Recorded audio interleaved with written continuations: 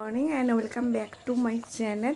নতুন একটা blog video তোমাদের সকলকে স্বাগত। সবাই কেমন আছো? আশা করি ভালোই আছো। আর আমার এদিকে বাসি কাজ কমপ্লিট হয়ে গেছে, বাট আমার ঘরটা ঝাড় দেওয়া পেন্ডিং আছে। আমি ঘরটা ঝাড় দেবো। তো এই দেখো,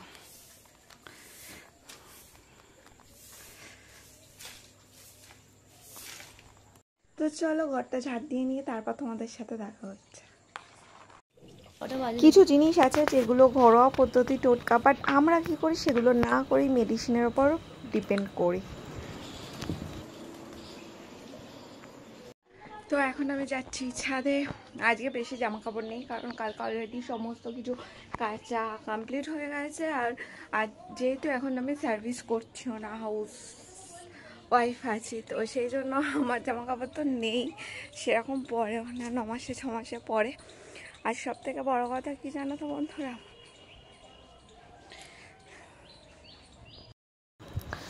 বন্ধুরা, এখানে আমি কিছু কথা তোমাদের সাথে শেয়ার করেছিলাম, খুব কষ্ট হচ্ছিলো তাই, কিন্তু সেগুলো আমি এখন আর দিতে পারলাম না। তো এই ভয়েসটাকে মিউট করে আমি ভয়েস ওভার করে দিচ্ছি। আসলে কি জানো তো, মানুষের জীবনে এমন কিছু কিছু সময় আসে যখন হয়তো আমাদের স্থির বা চুপচাপ হয়ে থাকা উচিত, কিন্তু আমরা মনস্থির বা চুপচাপ হয়ে থাকতে পারি না, কারণ মনে ওই কষ্টটাকে আমরা কী করে সল্ভ করব। কিন্তু বিশ্বাস করো, বিধাতা জানি না কেন আমার সাথে এমন করে। আমি ভগবানের ওপর এখনও বিশ্বাস করি, আজও করি, করছি এবং করব। সারা জীবন ভগবানকেই ডেকে যাব, কাঁদবো, আর শুধু একটাই কথা বলে যাব, ঠাকুর তুমি শুধু আমার সহায় থেকো, যা দুঃখ কষ্ট দাও যেন আমার তা সহ্য করার ক্ষমতা থাকে, এটুখানি আমি তোমার কাছে প্রার্থনা করি, ঠিক আছে? আর কি বলবো বলো, দুঃখ কষ্ট নিয়েই জীবন। তিনি যখন নিয়েছেন, যখন তিনি চাইবেন, তখন তিনি সব কিছু তার হাতেই, এটুখানি বিশ্বাস করি। আর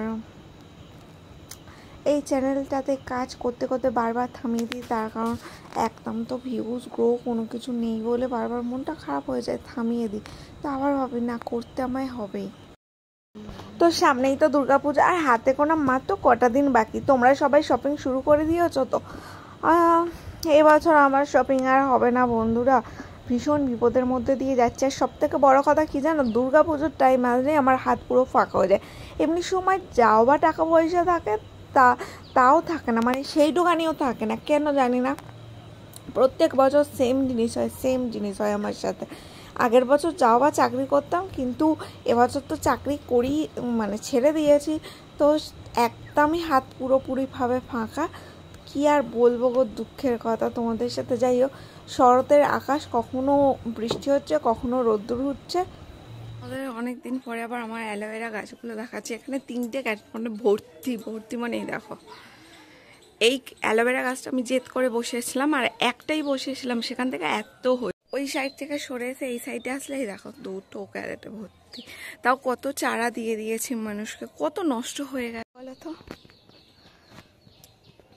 তোমরা কি খাও এই জিনিসটা? কমেন্ট করে জানিও। গাছটা দেখো কি দারুণ লাগছে না দেখতে,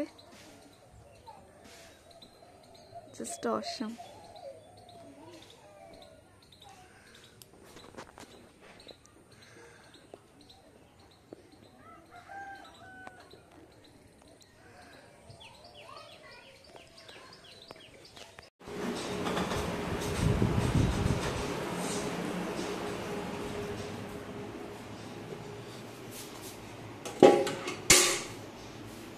করেছি ডিম সিদ্ধটা খাবো আর কি, মানে টিফিন। এখন প্রায় বাজতে চায় 10টা 45, পৌনে 11। এখনো অবধি কিছু খাইনি, তো টিফিন করা হয়নি, কিছু খাইনি বলা ভুল, সরি, টিফিন করা হয়নি।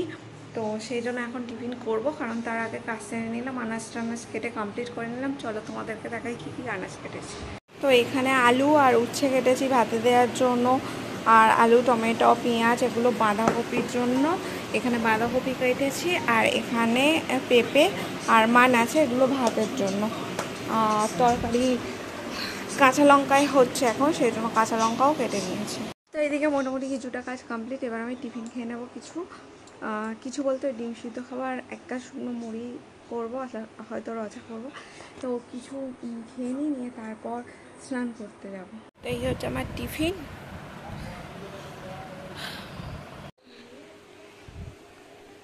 তো ভাদ্র মাসে নাকি জামা কাপড় রোদ্দুরে দিতে হয়। তো আমি বেনারসি মানে বেনারসি দুটো বেনারসি একটা লেহেঙ্গা রোদ্দুরে দিয়েছিলাম, আর বেশি কিছু দিইনি। তো সেগুলোই নামিয়ে নিয়ে আসলাম, কারণ অনেকক্ষণই রোদ্দুরে দিয়েছিলাম। যাই হোক, আমার বিয়ের বেনারসি খুব সুন্দর আর খুব ভারী, তোমাদের সাথে পরে একদিন শেয়ার করব। তো আজকে দুপুরে লাঞ্চ ছিল উচ্ছে আলু সিদ্ধ, বাঁধাকপির তরকারি, পেঁপে সিদ্ধ, ডাল। ওদিকে দিদাকেও দিয়ে দিয়েছি, আমি ওদিকে খেয়ে নিয়েছি।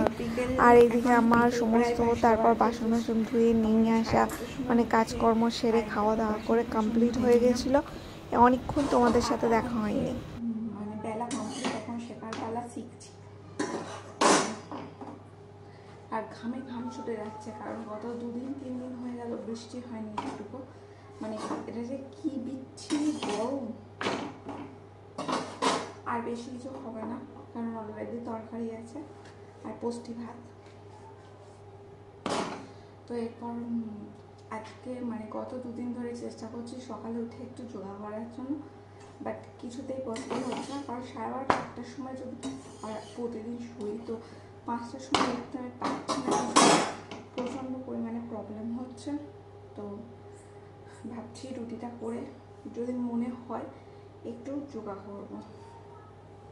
তো চলো আবার পরে দেখা হচ্ছে।